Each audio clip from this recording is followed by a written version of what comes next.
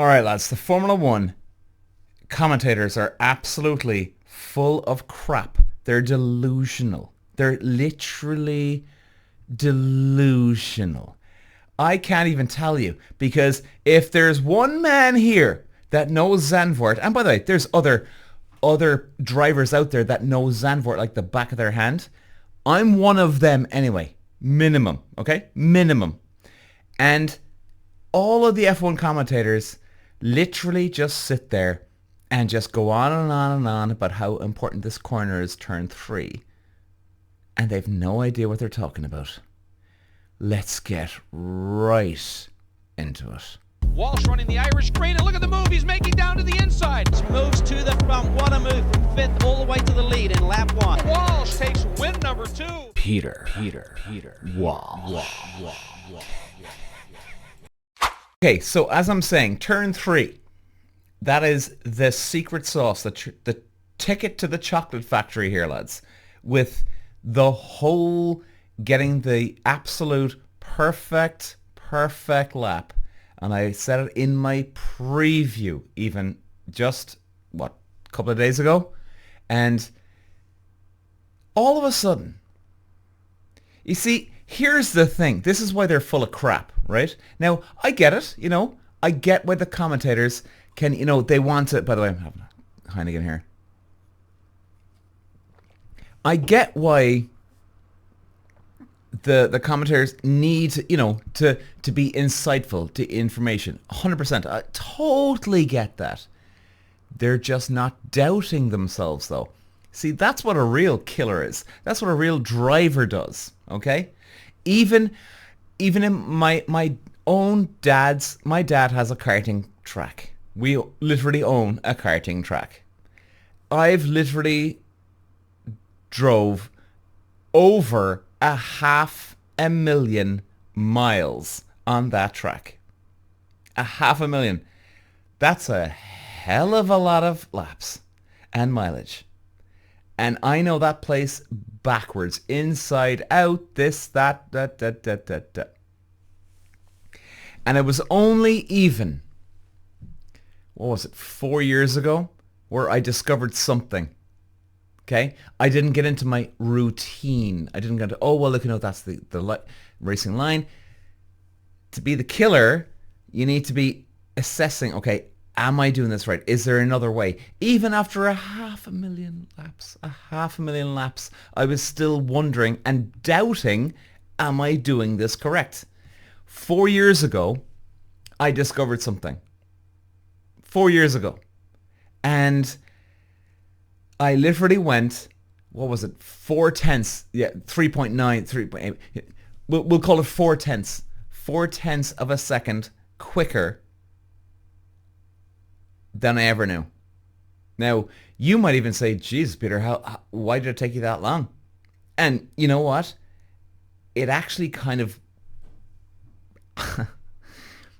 haunts me, as I'm like, why the hell did I not know this after 1,000 laps? Something. But it did. It haunted me. And it actually, it still haunts me. It still haunts me, I gotta admit.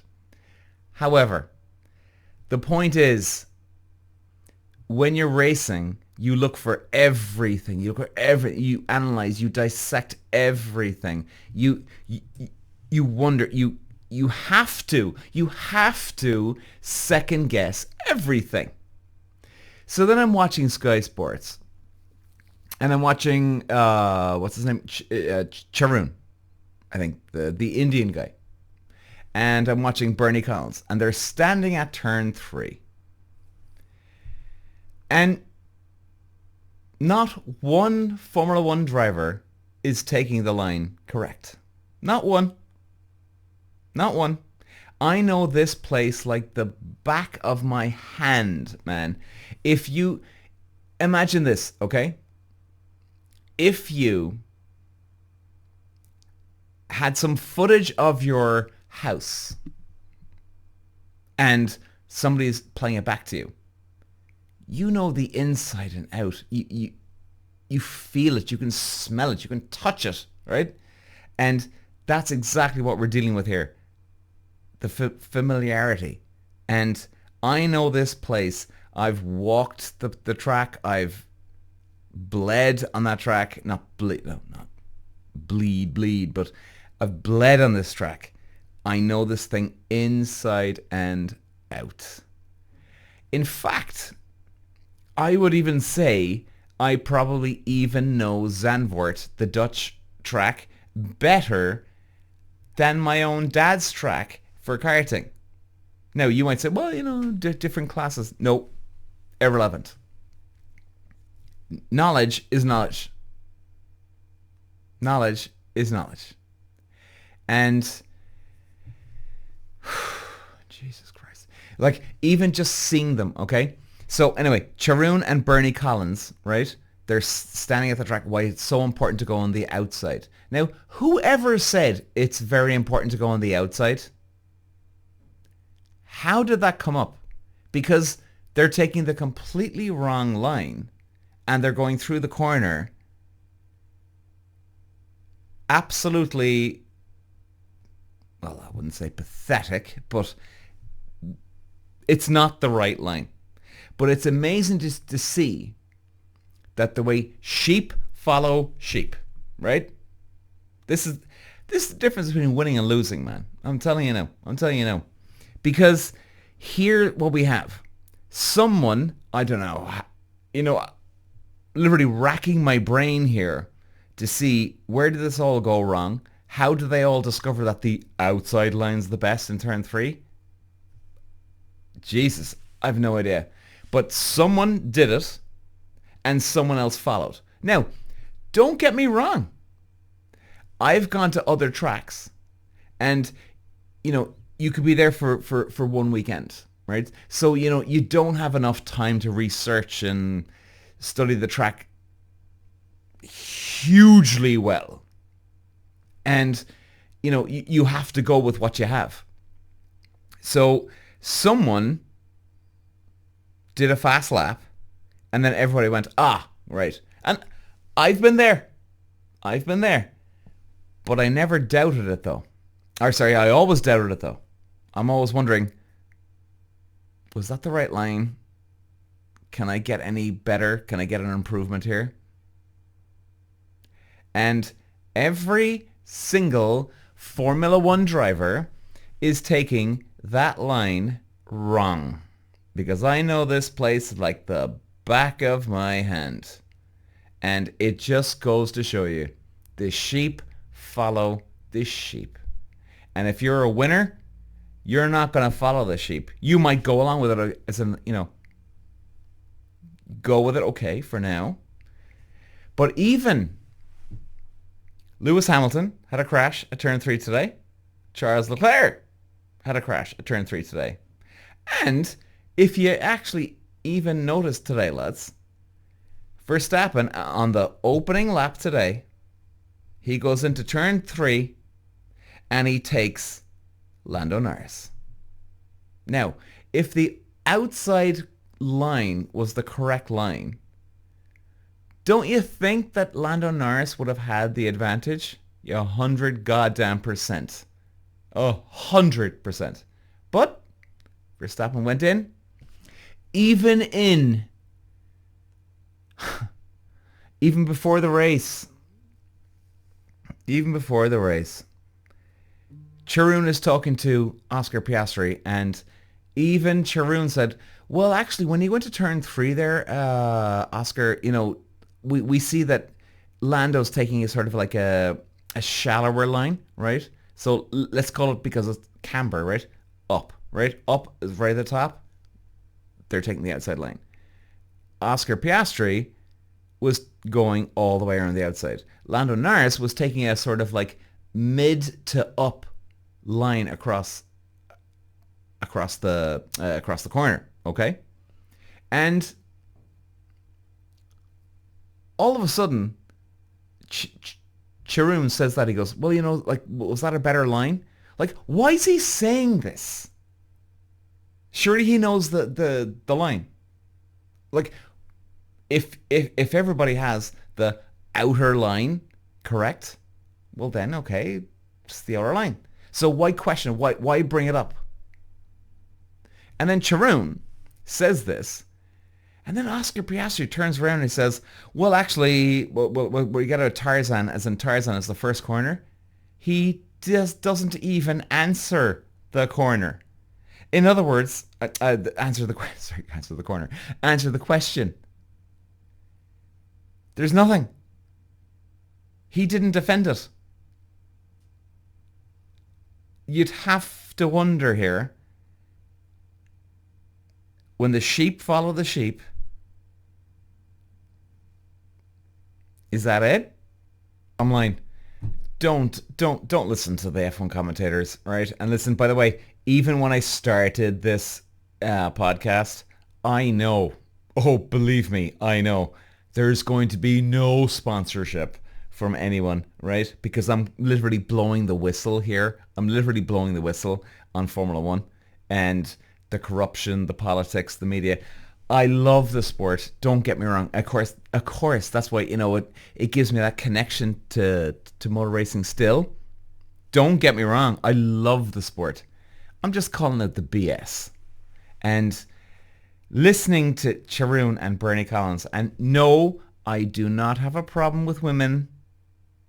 I've got a problem with any man or any woman that's BSing you.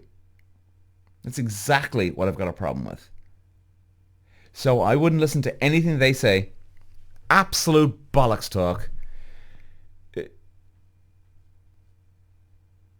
This Charoon, man. This Charoon is just... Now, let's talk about Zach Brown. All of a sudden, Lando Norris has a terrible pit stop. Well, there is a coincidence. And look, lads, this isn't me, but I like Lando Norris. I actually prefer Oscar Piastri. So if anybody, I'm rooting for Oscar Piastri. And I'm even standing up for Lando Norris here. It's just a real weird coincidence. And if you've heard any of my podcasts before, even last year, I was talking about the way it's all leaning towards Oscar Piastri on the team, or in the team. And he has a weird pit stop, and all of a sudden his engine goes up in smoke. Now, normally that can happen, okay? It genuinely can happen where something just goes effed.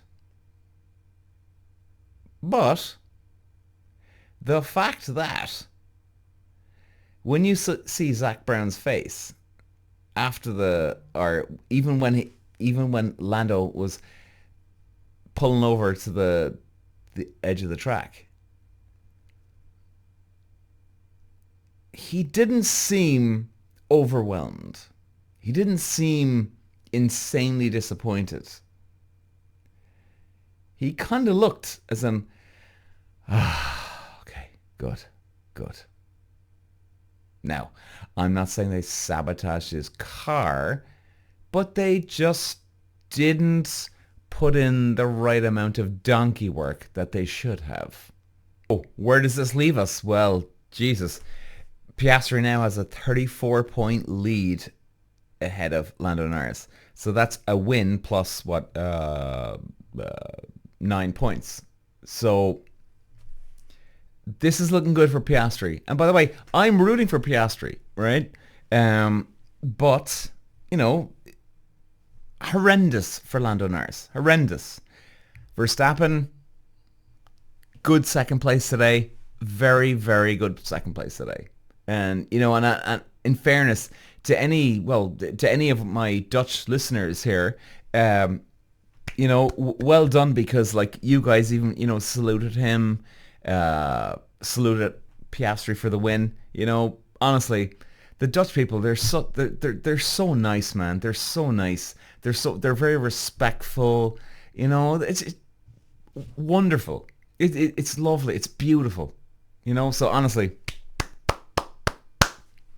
absolutely beautiful. Your boy's obviously struggling this year. No two ways about it. And I reckon when we go to Italy, Monza next week. Hamilton, Leclerc, I've got them right up there, to be honest. Actually, believe it or not, if you've actually heard my podcast before, I always try and do a prediction. I always get them wrong. Always. And sure, look, how bad, because at least it's unpredictable. Do you know what I mean? But this weekend I actually got... Oh, no, actually got it wrong. Jesus. Yeah, I got it wrong. We got it wrong. I was thinking Verstappen will be in third. Norris in second. But anyway. I think we're going to do a preview, obviously, on Monza next week. The thing is that Piastri now needs to have a diabolical one weekend. Now, this is not over for Norris. Any Norris fans out here? This is far from over. Far from over. There's still, 9 races to go? And all it takes is one crash, bang. Norris goes on, takes the win. Piastri, DNF. Game on. So, it definitely is a nice cushion. There's no question about it. It's a lovely, lovely cushion. So, we'll see. But guys, listen. Thanks for watching today.